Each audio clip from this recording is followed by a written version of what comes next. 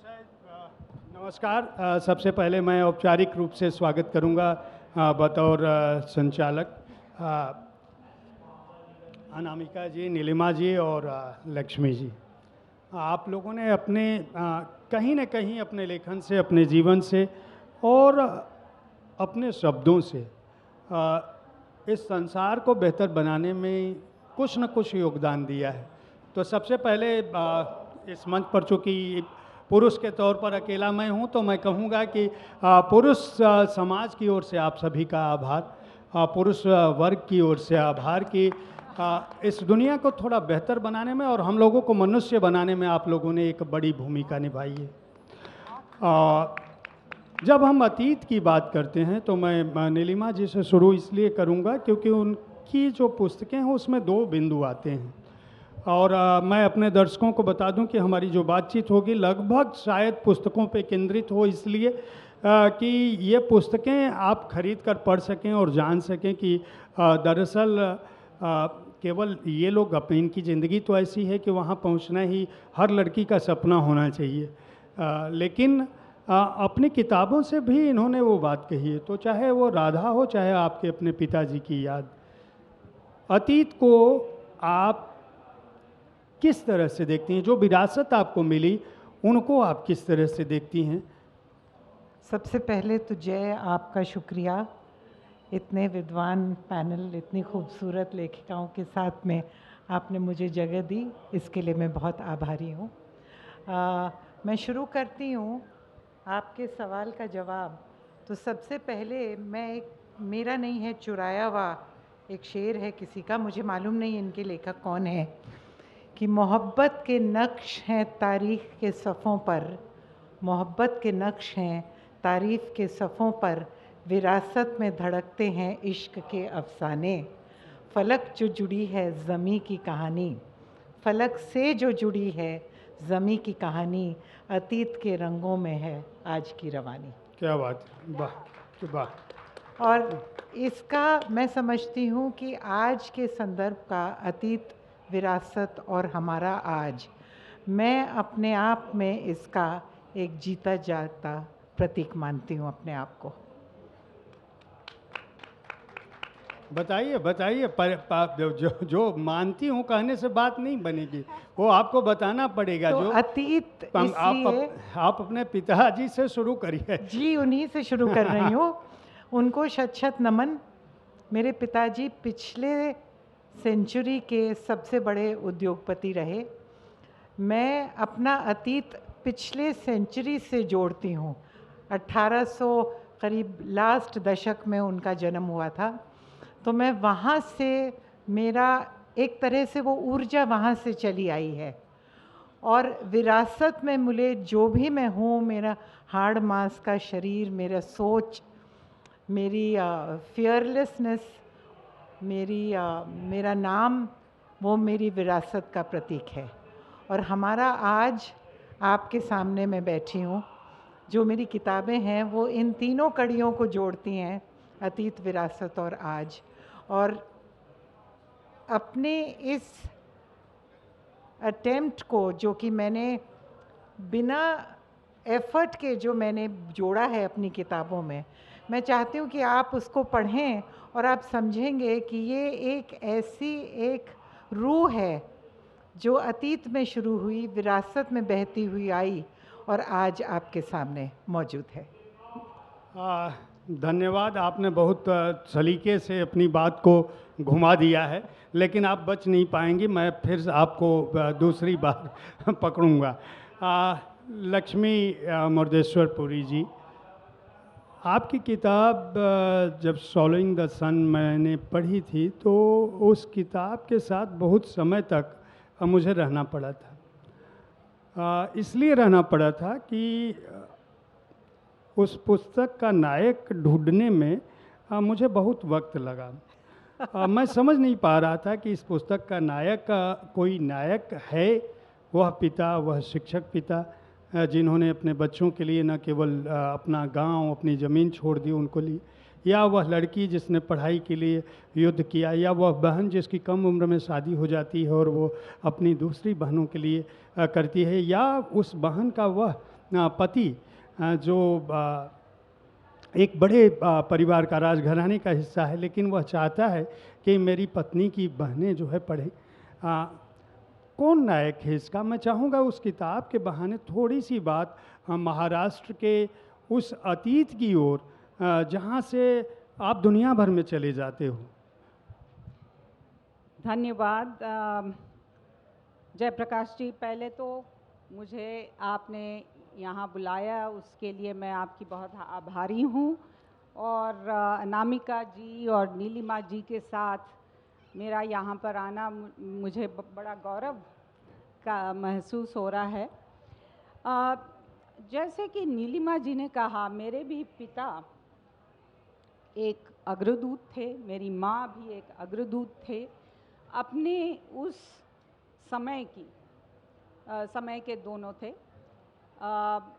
मेरे पिता भारत का संविधान, पहले पैनल में संविधान की बात हो रही थी, तो उस संविधान को ढालने में मेरे पिताजी का भी हाथ था। वो अंबेडकर जी के साथ काम करते थे और उन्होंने रेफ्यूजी रिहैबिलिटेशन के स्कीम भी उन्होंने अग्रसर किए थे। और मेरी माँ भी, जैसे कि आपने बताया, महिला शिक्षा में एक अग्रदूत थी। तो ये जो उनकी विरासत है वो तो एक तरफ, लेकिन मेरे इस उपन्यास में मैंने इस तरह से अपने अतीत को, विरासत को और आज को जोड़ा है, क्योंकि ये किताब एक समय यात्रा है उस युग में जहाँ पर 4 धाराएं मिलती हैं। एक स्वतंत्रता संग्राम की धारा, दूसरी जो हमारी भारतीय सभ्यता की महानता और गर्व के प्रज्वलित होने का की एक धारा थी उस समय। ये मैं बात कर रही हूँ 20वीं सदी के पहले 5 दशक की।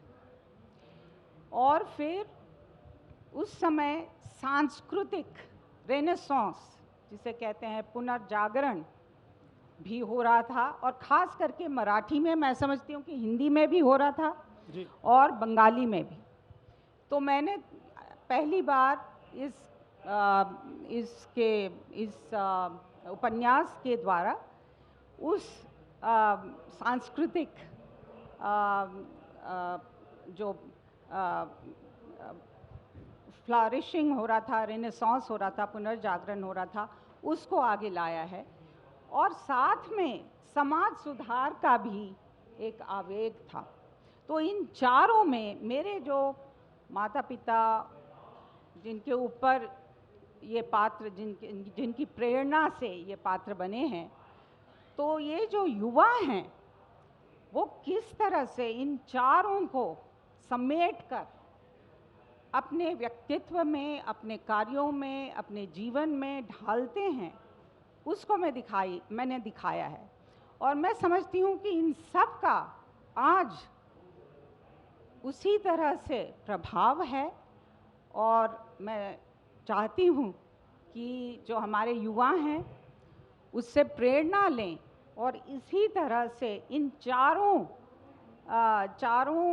धाराओं को अपने में एकत्र करें। और आज का जो भारत है उसी तरह से अपने आप को रीइमेजिन कर रहा है, पुनर्कल्पना कर रहे हैं हम लोग भारत की, और एक विकसित भारत के गंतव्य की ओर बढ़ने की कोशिश कर रहे हैं।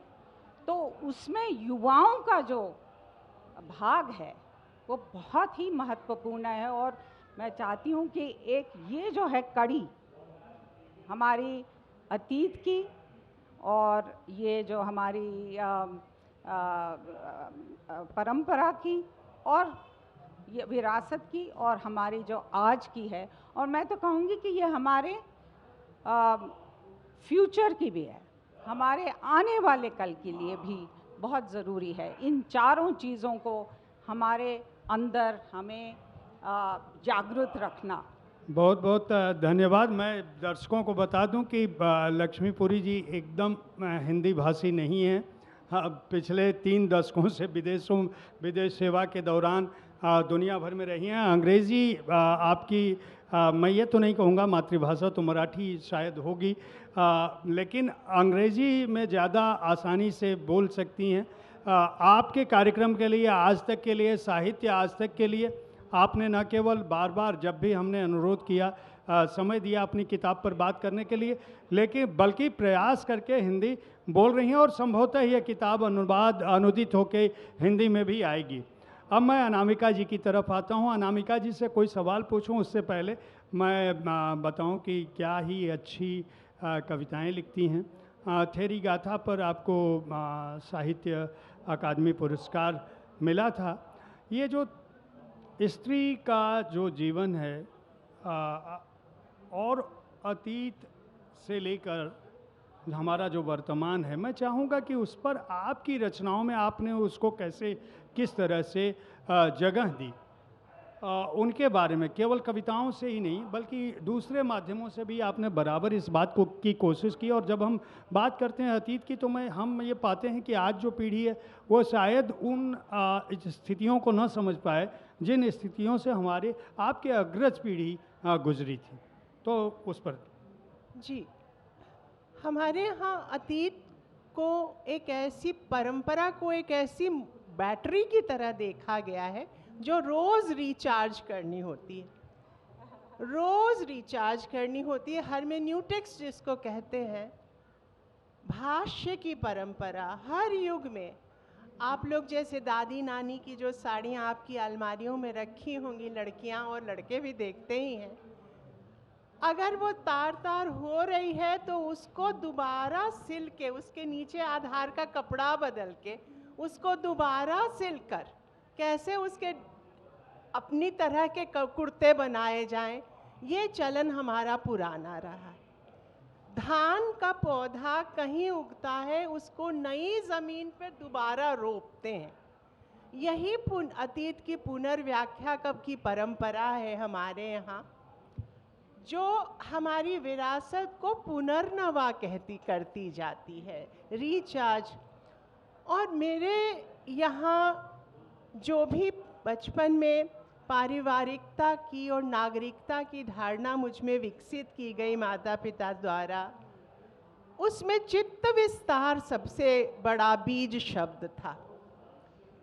मेरे माता पिता दोनों ने मुझे माँ की आँख से पूरी दुनिया देखने का जज्बा मुझ में भरने की कोशिश की। लगातार जो कहानियाँ, कविताएं वो मुझे सुनाते रहे। और परिवार की जो धारणा थी वो ऐसी थी कि वो रक्त संबंध से नहीं बनता सिर्फ, या यौन संबंध से सिर्फ नहीं बनता, परिवार आत्मा के रिश्तों से बनता है और सर्वसमावेशी होता है। जैसे आपने रचना के साक्ष्य से बात करने की कोशिश की, तो जैसे ऋषिकाएं यज्ञ की, मतलब वैदिक काल की हमारी परिवार का हिस्सा है, थेरियाँ भी हैं जो समाज के अलग अलग संवर्गों से आई हैं। अगर सीता हैं तो अमीर खुसरो भी हैं। अगर पंडिता रमाबाई हैं, मैडम कह रही थी अभी महाराष्ट्र की परंपरा के बारे में, मेरा एक उपन्यास है पंडिता रमाबाई, अगर उसका एक पक्ष है तो ढेलाबाई जो एक गणिका थी और स्वाधीनता आंदोलन के समय में अपने कोठे पे अखबार का दफ्तर खोला था उसने, वो भी मेरे परिवार का ही हिस्सा है। तो परिवार को इस तरह से सीमित दायरे में नहीं देखने का, जो भी पीढ़ी स्वतंत्रता के साथ धीरे धीरे उसने अपना वजूद विकसित किया, वो यही हम लोग, आपके माता पिता ने भी आपको यही सिखाया होगा, सबके माता पिता सिखाते यही हैं। मगर धीरे धीरे क्या होता है कि धीरे धीरे हमारा चित्त विस्तार लेना, क्षितिज बढ़ाना भूल जाता है, जिसको हॉराइजन फ्यूजन कहते हैं। वो धीरे धीरे कई कारणों से हम पूर्वाग्रह विकसित कर लेते हैं। पूर्वाग्रह जो एक तरह का मोतियाबिंद है, हम वर्ग के लिए जो हमारे जैसा नहीं है वो दूसरा है ऐसा मानते हैं। वर्ग के धरातल पे वर्ण के धरातल पर या जाति के धरातल पर या लिंग के धरातल पर या नस्ल के हिसाब से या प्रांत के धरातल पे जो हमारे में नहीं, हम में, हमारे आसपास नहीं, हमारे जैसा नहीं, वो पराया है। ये धारणा जो है ना, एक तरह का मोतियाबिंद है, वो हम लोगों को देखने नहीं देती। बाइबल की एक पंक्ति है, seeing they don't see, hearing they don't hear. तो जब हमारे पास पूर्वाग्रह हो जाते हैं मोतियाबिंद की तरह, तो हम साफ देख नहीं पाते। जानना ही मानना, अगर आप ठीक से किसी को जानेंगे तो प्यार ज़रूर करेंगे। हमारे एक फोटोग्राफर मित्र हैं, वो कहते हैं कि हर चेहरा ऐसा है कि किसी न किसी एंगल से सुंदर लगेगा ही। ऐसे ही हर व्यक्ति ऐसा है कि अगर ठीक से देखेंगे तो आप उससे प्यार करने ही लगेंगे। साहित्य जो है और हमारी जो परंपरा है साहित्य की, वो यही करना सिखाती है। तो एक तरफ अगर मैं ढेलाबाई पे लिखती हूँ, तो दूसरा जो कोठे की रचना थी, की पैदाइश थी, तो पंडिता रमाबाई भी हमारी परंपरा का हिस्सा है। सीता हैं तो अमीर खुसरो भी हैं। जो भी हमारे साथ आया, हमारी दादी एक लोक कथा सुनाती थी, आजा पाजा कान में समा जा, तो कान में नहीं, हमारे हृदय में समा जाता है। उसकी कहानी हमारी अपनी कहानी हो जाती है। बहुत आभार, आपने बहुत अच्छे ढंग से कहा।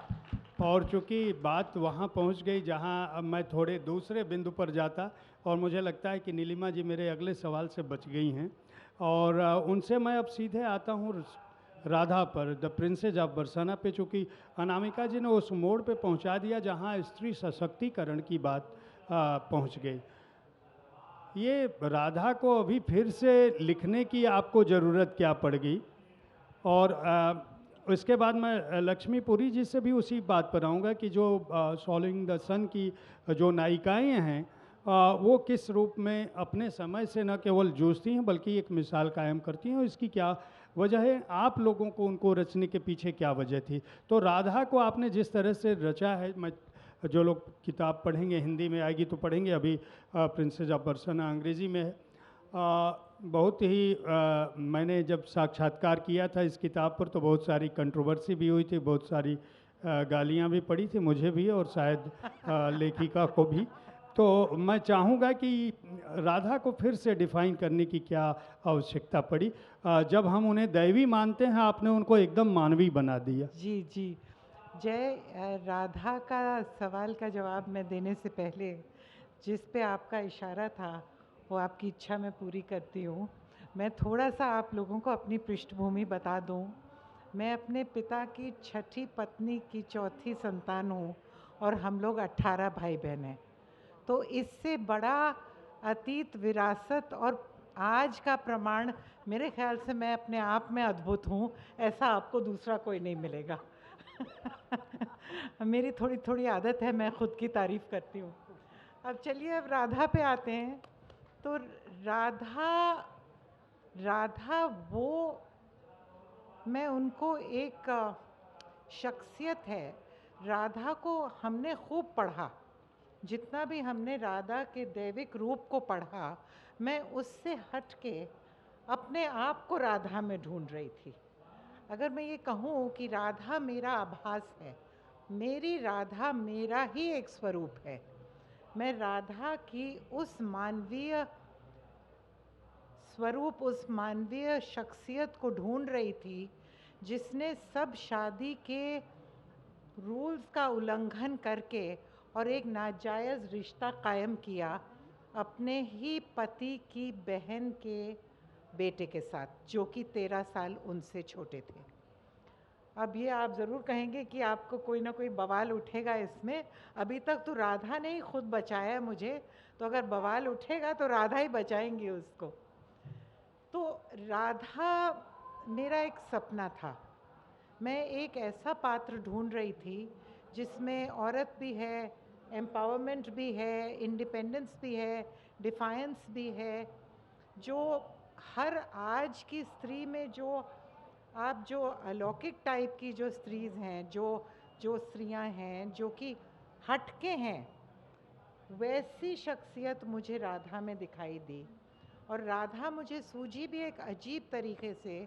मुझे सपना आया एक जिसमें मैंने राधा को देखा। और जब मैंने उनको देखा, वो सपना नहीं था, वो ऐसा था मानो कि मैं उस सपने के अंदर थी, मैं राधा के अंदर थी। मैंने राधा का वो हर इमोशन महसूस किया, वो दर्द, वो विरह, वो प्यार, वो इश्क, वो कामुकता, वो जुनून, वो सब मैंने अपने आप में महसूस किया। और मेरी राधा, अब मैं कह नहीं सकती कि वो एक एब्स्ट्रैक्शन मेरा है या मैं राधा का एब्स्ट्रैक्शन हूँ। ऐसे राधा का जन्म हुआ। धन्यवाद। लक्ष्मीपुरी जी, आपसे मैं ये जानना चाहूँगा कि आपकी पुस्तक में जो नायिकाएं हैं उनसे आप नई पीढ़ी को क्या संदेश देना चाहते हो? स्त्री सशक्तिकरण के साथ साथ वो बहुत सशक्त आवाज़ें हैं, जो भी वहाँ पे एक भी पात्र ऐसा नहीं है जो कहीं से कोई विक्टिम हो। हर पात्र, कितनी भी विपरीत स्थितियाँ रही हो, उसमें बहुत कुछ सर्जता है, बहुत कुछ सिखाता है, और वो एक ऐसी ही मिसाल कायम करता है जो दूसरों के लिए एक बड़ा उदाहरण हो जाए। इसके अलावा आपने अभंग का बहुत सारा उल्लेख किया है, यानी आप कहीं न कहीं जब इस पुस्तक को लिख रहे थे, इस उपन्यास को, तो एक सांस्कृतिक जो विरासत है उसको भी गढ़ने की कोशिश कर रहे थे कि लोग केवल महाराष्ट्र के समाज को न समझ सकें, केवल स्त्री या शिक्षा के महत्व को न समझ सकें, बल्कि उसकी सांस्कृतिक और आध्यात्मिक पृष्ठभूमि को भी जान सकें। तो ये सारे इतने तंतुओं को जोड़ने के बाद आप नई पीढ़ी को क्या इससे कहना चाहते हो? जैसे कि आपने कहा है, इस उपन्यास में जो महिला पात्र हैं और कुछ जो पुरुष भी हैं, वो जो लैंगिक समानता और महिला सशक्तिकरण के अग्रदूत हैं। और उस 100 साल पहले उन्होंने क्या कर दिखाया, ये एक विलक्षण उदाहरण है इस किताब में। और जैसे आप देखेंगे कि ये स्वॉलोइंग द सन, ये अभंग ही उस सशक्तिकरण का एक मेटाफर है। और ये जो अभंग मुक्ताबाई, जो 13वीं सदी की एक संत थी और युवा संत थी, ये उनके एक अभंग से लिया हुआ एक सोच है, ली हुई एक सोच है। और उसका मैं पहले मराठी में, अगर आप इजाज़त दें तो मराठी में पहले थोड़ा बोलूं और फिर उसका अनुवाद दूंगी। जी। मुंगी उडाली आकाशी, तिने गिळले सूर्याशी, थोर नवलव झाला, मांसपुत्र प्रसवला, विंचू पाताळासी जाय, शेष माथा बंदी पाय, माशी व्याली घार झाली, देखूनी मुक्ताई हंसली। सो चींटी उड़ के आकाश पहुंच गई, उसने सूर्य को निगल लिया। एक और चमत्कार, बांझ ने पुत्र को जन्म दिया।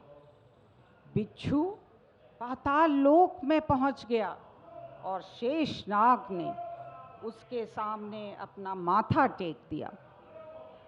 मक्खी ने बाज को जन्म दिया। मुक्ताबाई यह सब चमत्कार देखकर हंसी। सो ये जो छोटी सी चींटी भी सूर्य को निगल जाती है, इसका मतलब मेरे जो पात्र हैं, खास करके जो भी महिलाएं हैं, वो चींटी की तरह हर कोशिश करती हैं कि जो असंभव है वो भी संभव करने की, और उनके लिए कुछ भी असंभव नहीं है। और चाहे वो ट्रेजेडी में अंत हो, चाहे वो जीत में हो, लेकिन वो पूरी कोशिश करते हैं और बहुत तरह से वो अपने अंजाम तक पहुंच जाते हैं। तो एक तो ये है, और दूसरी बात ये है कि उस समय 100 साल पहले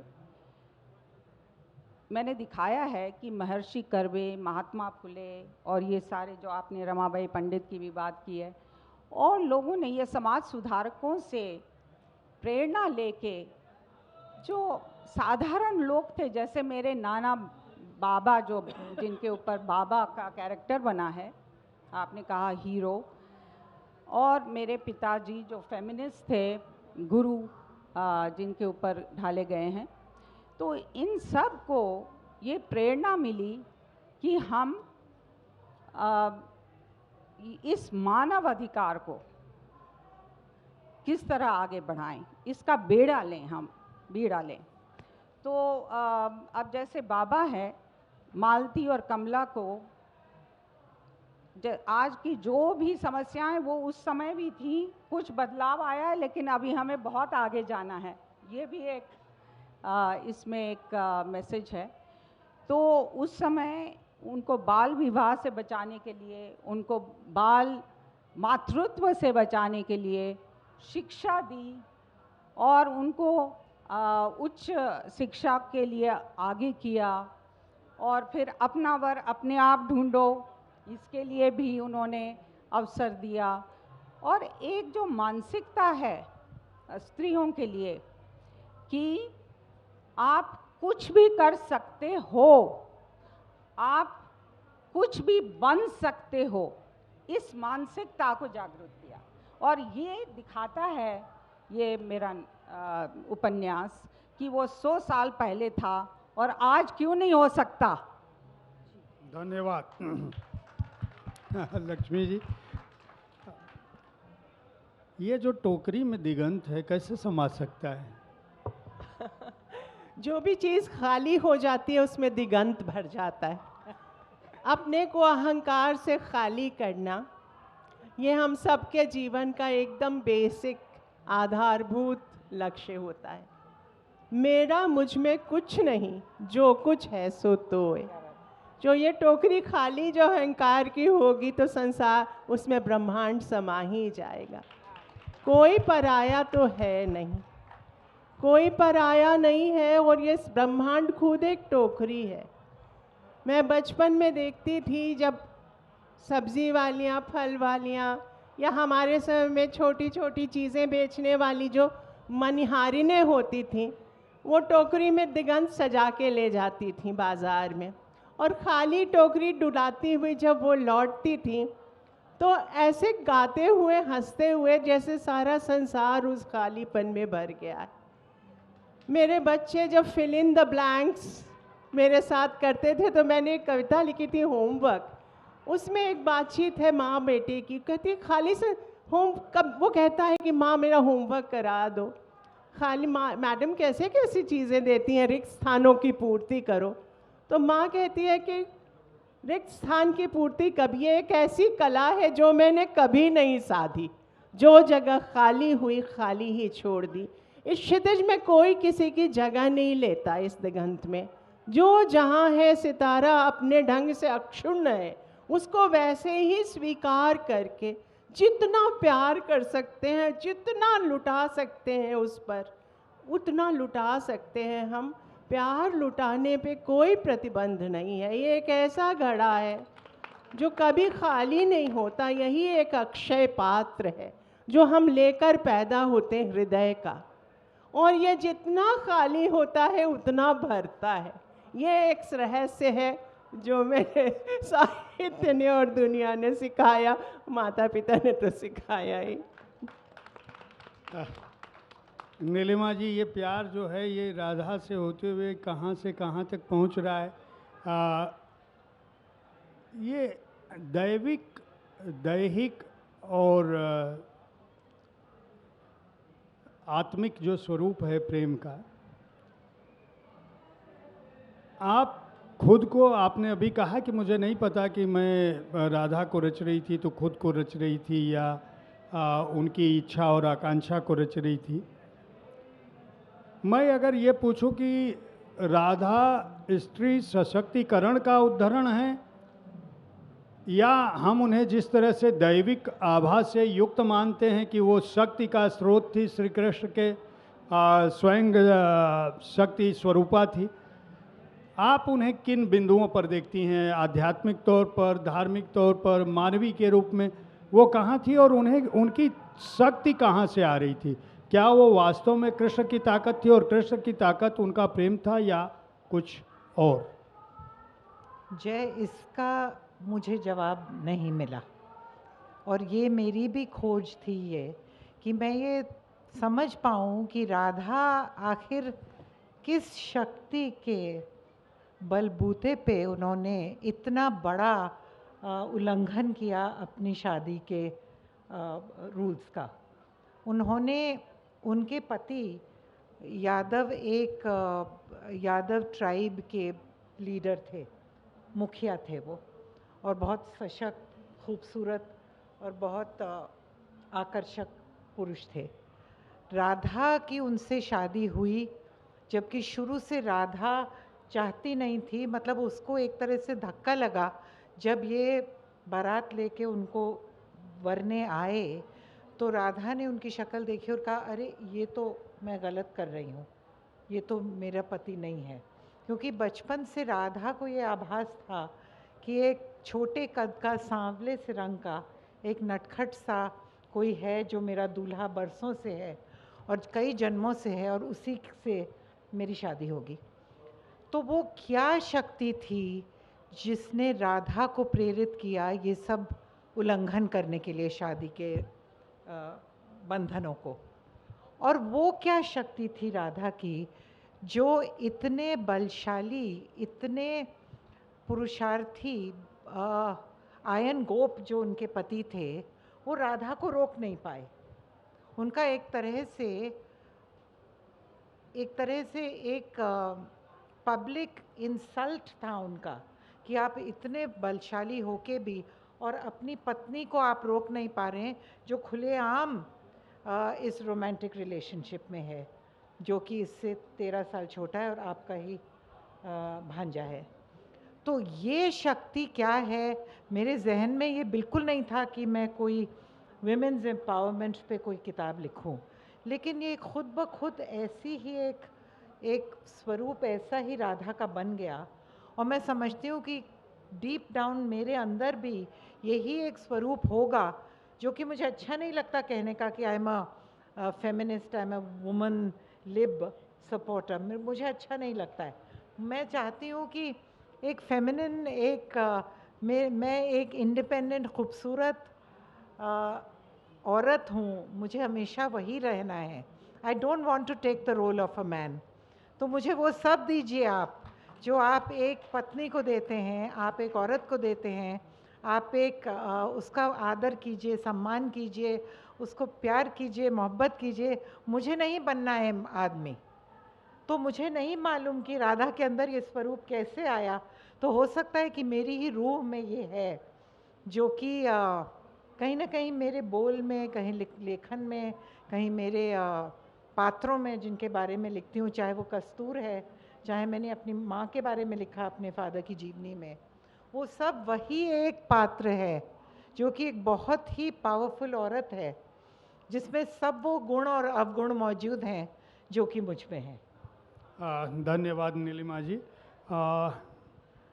लक्ष्मीपुरी जी से एक बड़ा सवाल। मैं बहुत बार ये सोचता हूँ कि आपने दुनिया भर में जो आपके अनुभव थे और बहुत सारे काम UN वुमेन में उसके मुखिया के तौर पे, एक ऐसी स्त्री जिसने अपनी पढ़ाई लिखाई के दौरान प्रेम किया, प्रेम के साथ साथ न केवल दुनिया भर में रही, वो अपने अनुभवों की जगह उस अतीत की ओर जाने की कोशिश करती हैं, उसको लिखने की। जबकि आपके पास वो लिखती, आप तो शायद ज़्यादा व्यक्ति, क्योंकि बहुत ज़्यादा सेंसेशन, बहुत सारी जानकारियाँ, बहुत सारे अनुभव आपके पास, राजनीतिक भी।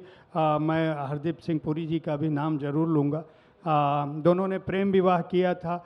हरदीप सिंह पुरी जी के केंद्रीय मंत्री हैं अभी, लंबे समय से दुनिया भर में दोनों पति पत्नी भारत और भारत का जो गौरव है उसको स्थापित करने के प्रयासों में कई दशक से लगे रहे, पूरी सेवा की। उसके बाद नौकरी से सेवानिवृत्त होने के बाद भी वह क्रम जारी है।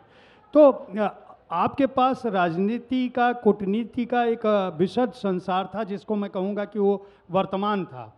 उस वर्तमान को छोड़ के, जो बहुत भव्य है, बहुत दिव्य है, बहुत गौरवशाली है और हर तरह से संपन्न और शक्तिपूर्ण है, उसको छोड़ के आप अतीत की तरफ जाती हो, उस तलाश को करने की, कोई उस चीज़ को ढूंढती हो जो जिसने हमारे आज को गढ़ा है। इसकी क्या ज़रूरत पड़ी थी और इससे क्या संदेश आप देना चाहते थे? उसका टाइम भी आएगा जिसके बारे में आप, वर्तमान के बारे में जो बात कर रहे हैं, उसकी शुरुआत हो चुकी है और उसका टाइम भी आएगा। लेकिन मैं चाहती थी कि इस गौरवशाली, इस कोलाहलपूर्ण लेकिन गौरवशाली अतीत को, जैसे कि मैंने समझाया, क्योंकि ये 4 धाराएं मिली हुई थी, उसको किसी तरह मैं उसको जागृत करूं और युवा पीढ़ी के सामने लाऊं।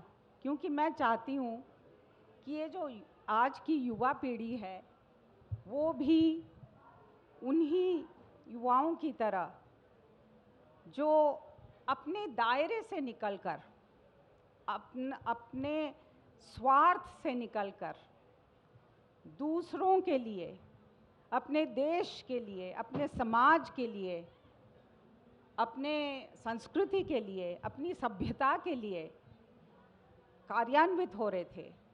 तो ऐसे युवाओं को मैं प्रेरणा देना चाह रही थी। धन्यवाद। और जी बताएं। और ये तो है।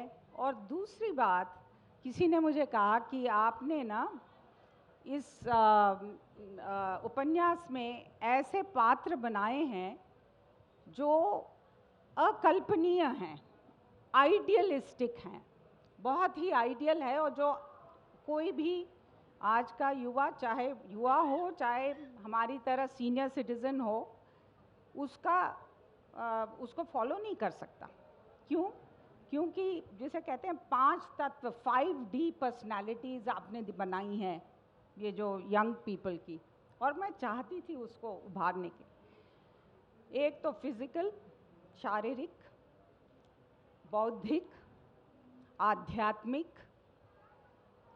सौंदर्य बौद्धिक, बिकॉज वो भी जो एस्थेटिक जी, जो पर्सनालिटी है वो भी बहुत इम्पॉर्टेंट है जी, और एक तरह से इमोशनल भी, जो इमोशंस हैं आजकल हम उसको खोते जा रहे हैं, बहुत सी ये जो तत्व हैं हम खोते जा रहे हैं, तो उसको मैं जागृत करना चाहती थी।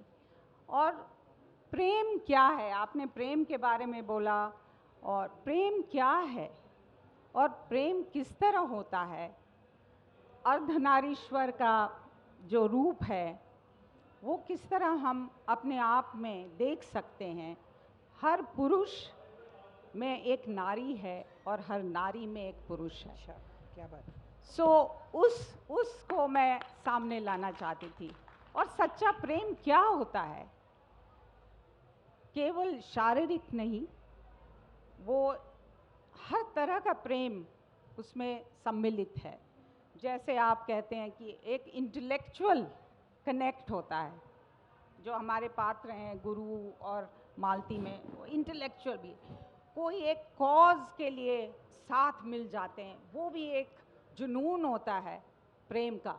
जी, तो बहुत से जो पहलू हैं प्रेम के, जिसे कहते हैं ये एपिक लव स्टोरी है, तो उसमें ये प्रेम को मैंने प्रेम क्या होता है, और बहुत ही कठिन है उसको, उसकी परिभाषा देना, तो उसको मैंने कोशिश की है कि आज के सब युवाओं के सामने मैं लाऊं और उनको विश्वास दिलाऊं कि प्रेम अभी भी जिंदा है और आप प्रेम कर सकते हैं।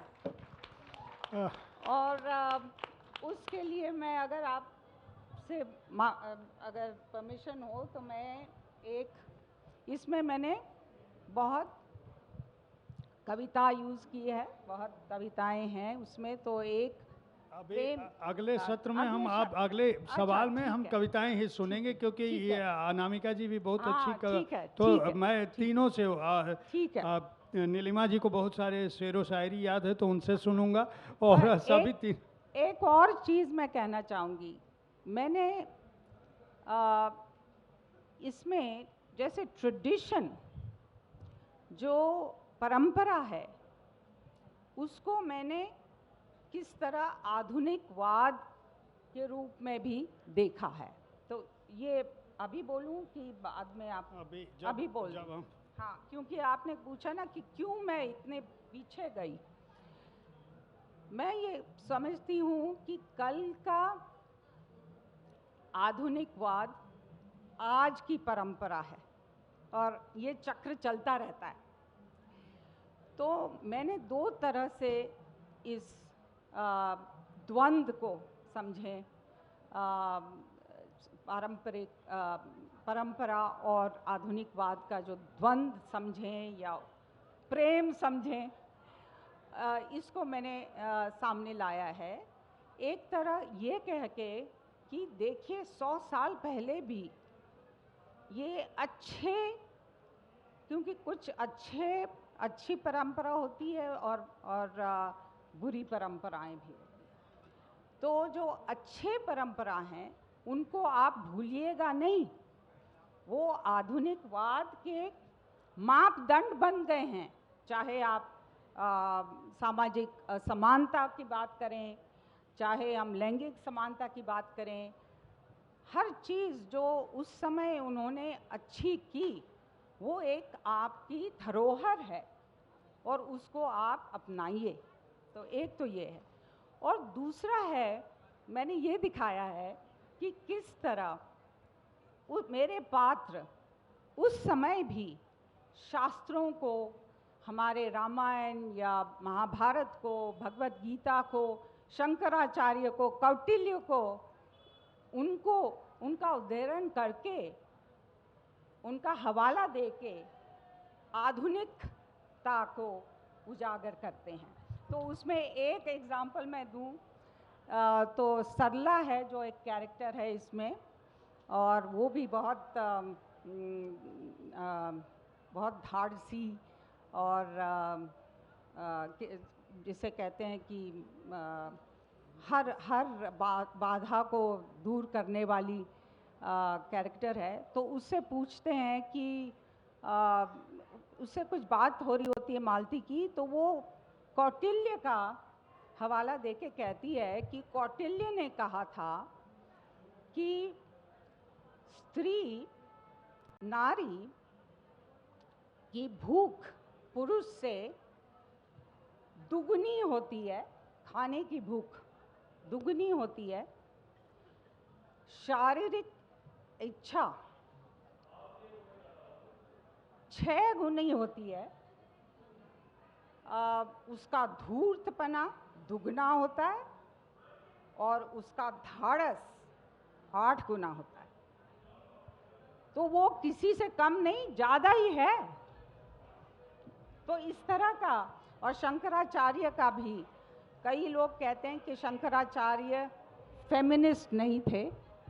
आपका, मैं वो आपकी जो बात की वो मैं बाद में आपसे बायलैटरल करूंगी कि फेमिनिस्ट का जो आप इंटरप्रिटेशन कर रहे हैं वो फेमिनिस्ट नहीं है। बट उन्होंने भी कहा है कि एक अच्छी पत्नी फ्रेंड, फिलॉसफर और गाइड होती है, दोस्त होती है, आध्यात्मिक होती है और मार्गदर्शिनी होती है। तो इस तरह से हम ट्रेडिशन को यूज़ करके आधुनिक हमारे जो मापदंड हैं उनको हम आगे कर सकते हैं। मैं अनामिका जी के पास सीधे सीधे सवाल, ये बड़े 2 बिंदु आ गए हैं। एक तो अतीत की बात जो हो रही है, वर्तमान पीढ़ी क्या उस प्रेम के उस तंतु को समझ पा रही है जिस संवेदना के स्तर पर आप लोगों ने अपने पूरे सृजन को लिखा है। आप चाहे स्त्री मन में उतरते हो, चाहे खुरदुरी हथेलियाँ हो, चाहे दूबधान हो, आपकी जितनी विकृतियाँ, आपकी कविताओं में भी संवेदना का वही भाव है। जिस प्रेम की बात हम लोग कर रहे हैं जो इस प्रेम की के विरासत की बात कर रहे हैं कि यह प्रेम इतना अद्भुत और इतना उत्कट था, क्या वर्तमान में आज की पीढ़ी जब सोशल मीडिया में 24 घंटे 24/7, राधा के साथ तो रासलीला के लिए रात को इंतज़ार करना पड़ता था कृष्ण को, यहाँ तो 24/7 मोबाइल और सब कुछ उपलब्ध है।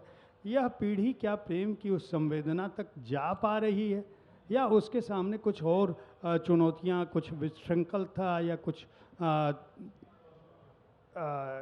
सीमाएं आ गई हैं? देखिए, हृदय तो वही है। मैं युवकों के बीच ही मेरा जीवन जाता है, विश्वविद्यालय में और घर पर बच्चों के साथ, बच्चों के दोस्तों के साथ। तो युवा मन की जो मेरी समझ है वो यही है कि प्रेम की तलाश वही है, लेकिन डाइवर्शंस बहुत हो गए हैं। और एक ग्रीक कथा है जिसमें एक धावक है, एक लड़की है जिसको दौड़ा दिया जाता है और वो बहुत अच्छी धावक है, लेकिन उसके पास सब जो उसके कॉम्पिटिटर्स हैं, स्पर्धा वाले लोग हैं, वो उसके आगे सोने के गेंद उनके लुढ़का देते हैं। तो वो रह के झुक के वो उठाने लगती है, तो उससे उसका लक्ष्य और दूर होता चला जाता है। और लिफाफा देख के या जिल्द देख के किताब नहीं समझी जाती या चिट्ठी नहीं समझी जाती। चिट्ठी तो पढ़नी पड़ती है, डूब के पढ़नी पड़ती है। और इसी तरह किताब भी अंदर डूब के, एक ही व्यक्ति है, ओस चाटने से प्यास तो बुझती नहीं है। कोई भी, जैसे मैंने अभी कहा, हर व्यक्ति में कुछ न कुछ ऐसा होता है जिससे उसके सहारे उसको बहुत प्यार किया जा सके। प्रेम वही निगाह देती है जो आपके भी, वो सामने वाला जो भी पड़ गया उसमें वो आप देख लें और उसके आधार पर आप उसमें डूब के उसको प्यार कर सकें। हमारे यहाँ जो अरेंज मैरिज की एक पूरी परंपरा चलती है वो इसी विश्वास पे चलती होगी। लेकिन अभी आपका समय है, आप तरह तरह के लोगों से मिल सकते हैं। आप स्नेह सबको दें, स्नेह तो बराबर, और दोस्ती ये तो बिल्कुल सबको देना चाहिए। मगर काया एक बहुत बड़ा सत्य है। शरीर और पैसा ये समाज को दान दिया हुआ है। आप देह का रिश्ता और पैसे का रिश्ता बहुत जिम्मेदारी के साथ बनाएं। जिसको शरीर जो है वो पेप्सी कोला की बोतल नहीं है कि पिया और फेंक दिया। वो अंदर हमारे जितने चक्र हैं, मूलाधार से सहस्रार तक उठने का माध्यम है। उसको कभी भी जैसे तैसे समझ के नहीं देखना चाहिए। बहुत खुद को गंभीरता से लेंगे तभी सामने वाले को गंभीरता से ले सकेंगे। यही सूत्र है जिसका एहसास है नई पीढ़ी को, लेकिन उसमें थोड़ी धूल जम गई है। कई बार मीडिया ऐसे विज्ञापन देती है, fill it, shut it, forget it, कि हमें, या 2 मिनट्स प्लीज़। वो मैगी 2 मिनट में बनती होगी, मगर खीर जो माँ बनाती है वो बहुत धीमे आंच पर बहुत देर चला के, प्रगाढ़ प्रेम बहुत धीरज मांगता है। और जो प्रगाढ़ प्रेम का स्वाद है ना, एक बार वो आस्वाद मिल गया तो कोई भी ओस चाटना छोड़ ही देगा। तो साहित्य ऐसे मॉडल दे सकता है और हर व्यक्ति को प्यार करने का प्रशिक्षण दे सकता है। वाह, बहुत बहुत आभार आपका। और चूँकि मैंने कहा है मैं तीनों से कविताएं सुनूंगा, तो नीलिमा जी पहले आप अपनी शेरो शायरी या जो भी आपको सुनाना है मैं चाहूँगा। हमारे अगले सत्र के अतिथि हमारे बीच हैं, लेकिन मैं ये सुना के ही पूरा करेंगे सत्र। तो अगर मुझे पहले से मालूम होता तो एक ढंग की कविता या नज़्म कुछ मैं चुन के लाती, जिसमें सौंदर्य, कला, श्रृंगार, संगीत, पहनावा, गहना, कामुकता, इंसानियत, इश्क, मोहब्बत और हर रंग की भौतिकता होती। लेकिन आज के इतने छोटे से नोटिस पे अपने आप को फेमिनिस्ट, एक सेकंड, फेमिनिस्ट कहलाने का खतरा मोल लेते हुए कैफ़ी साहब की एक नज़्म आपको सुनाती हूँ जो कि मेरी बहुत ज़्यादा प्रिय है। कद्र, इसका उन्वान है औरत, और इसकी कहानी ये है कि कैफ़ी साहब एक बार एक मुशायरे में ये नज़्म पढ़ रहे थे और शौकत जी ने इनकी नज़्म सुनी और वहीं से उनको इश्क हो गया और बहुत जल्द उसके बाद उनकी शादी हो गई। तो उसके कुछ मैं आपको पैराग्राफ सुनाती हूँ। कद्र अब तक तेरी तारीख ने जानी ही नहीं, तुझ में शोले भी हैं बस अश्क फिसानी ही नहीं, तू हकीकत भी है दिलचस्प कहानी ही नहीं, तेरी हस्ती भी एक चीज़ है जवानी ही नहीं, अपनी तारीख का उन्वान बदलना है तुझे, उठ मेरी जान मेरे साथ ही चलना है तुझे। वाह, क्या बात।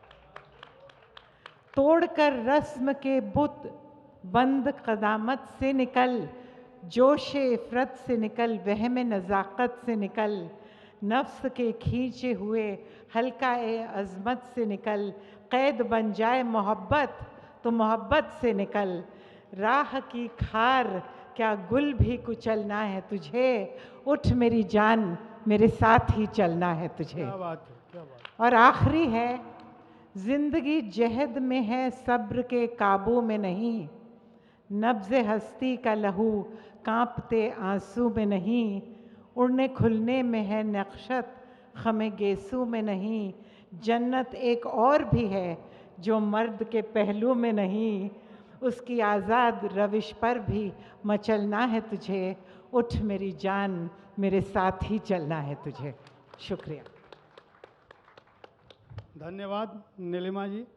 अब आप भी कविता सुना दीजिए, क्योंकि अब कोई भूमिका नहीं, सीधे कविता समय इस सत्र का पूरा हो चुका है। अच्छा, तो एक तो मैं प्रेम कविता सुनाती हूँ जो गुरु 7 साल बाद, 7 साल इंतज़ार करने के बाद जब उनका विवाह होता है और विवाह के रात में जब वो मिलते हैं तो ये वो गाते हैं और कहते हैं कि मैं इसलिए ये कविता बोल रहा हूँ, ये माधव जूलियन की कविता है, मराठी बहुत ही महान कवि थे, उनकी कविता वो सुनाते हैं अपनी प्रियतमा को। और ये कविता है जो अनफुलफिल्ड लव की है, जो प्रेम नहीं मिल पाया उसकी है। तो वो पूछती है क्यों, तो वो कहता है गुरु कि मैं इसलिए ये सुना रहा हूँ क्योंकि हमारा भी यही हश्र हो सकता था, लेकिन याद करना चाहिए हमें कि कितने दूर हम पहुँचे हैं। तो मैं पहले मराठी में थोड़ा बोलती हूँ। एकत्र गुंफून जीवित धागे, प्रीतीचे नर्तन नाचलो मागे, एकटा उभा मी येथे भोवती शोधी प्रिये दे, देशील ना मग कसून खेव, बांधतील वर तोरण देव, गाजत जंगल मंगल गाण, कड्यातून खाली लोटून प्राण, होऊनी काशाय रंग, प्रेमाने बेहोश दंग, पावुगे समाधी सागरी अंत, अजून संपेन वैशाख हंत। आपको अगर आप हिंदी जानते हैं तो मराठी भी समझ गई होंगे, इसलिए इसका मैं अभी अनुवाद नहीं करती। आवश्यकता नहीं, आपने इतना मधुर सुनाया। लेकिन एक और कविता से मैं ये अंत करना चाहूँगी, जो थीम है उसके, जो एक सेल्फ रियलाइजेशन की थीम, जो किताब की है वो ये एक तिलक की कविता है, उसमें बहुत सुंदरता से बाहर आती है। मीश्वरांच्या जगत कारणाच्या स्वरी हेतुची पूर्तता मंगल, बोला हवे ते मला काय त्याचे, पुरे जाणतो मीच माझे बळ। और हिंदी में इसका अनुवाद है, क्या मैं पूर्ण और शुभ नहीं हूँ? ईश्वर की जगत के कारण नहीं हूँ, जगत का कारण नहीं हूँ। मुझे फर्क नहीं पड़ता तुम क्या सोचते हो, मैं खूब अच्छी तरह से जानती हूँ मेरी शक्ति क्या है और मेरा अधिराज्य क्या है। धन्यवाद। अनामिका जी, कोई भी कविता एक सुना जो दें। मुझे याद है मैं सुना हाँ, देती हूँ। जी जी। देखिए, परंपरा जीवन का नमक है, इस तरह से अगर आप सोचें तो नमक शीर्षक है इस कविता का। नमक दुख है धरती का और उसका स्वाद भी। धरती का 3 भाग नमकीन पानी है और आदमी का दिल नमक का पहाड़। कमज़ोर है दिल नमक का, कितनी जल्दी पसीज जाता है, गड़ जाता है शर्म से जब फेंकी जाती हैं थालियाँ दाल में नमक कम या ज़रा तेज़ होने पर। वो जो खड़े हैं ना सरकारी दफ्तर, शाही नमकदान है, बड़ी नफासत से छिड़क देते हैं हरदम हमारे जले पर नमक। जिन्हें नमक की कीमत करनी होती है अदा, उन नमक हलालों से रंज रखता है महासागर। दुनिया में होने न दी उन्होंने क्रांतियाँ, रहम खा गए दुश्मनों पर। गांधी जी जानते थे नमक की कीमत और अमरूदों वाली मुनिया भी। दुनिया में कुछ और रहे न रहे, रहेगा नमक। ईश्वर के आंसू और आदमी का पसीना, यही वो नमक है कि जिससे थिराई रहेगी ये दुनिया। बहुत बहुत आभार। मैं अपने तीनों मंचासीन वक्ताओं का, प्रबुद्ध वक्ताओं का बहुत बहुत आभार प्रकट करता हूँ साहित्य आज तक की ओर से। साहित्य आज तक का यह तीसरे दिन का सत्र है, बहुत महत्वपूर्ण है। लगातार विदुषी महिलाओं के साथ और लेखिकाओं के साथ, विदुषियों के साथ यह सत्र चला। बहुत बहुत आभार आपका हमारे साथ जुड़ने के लिए।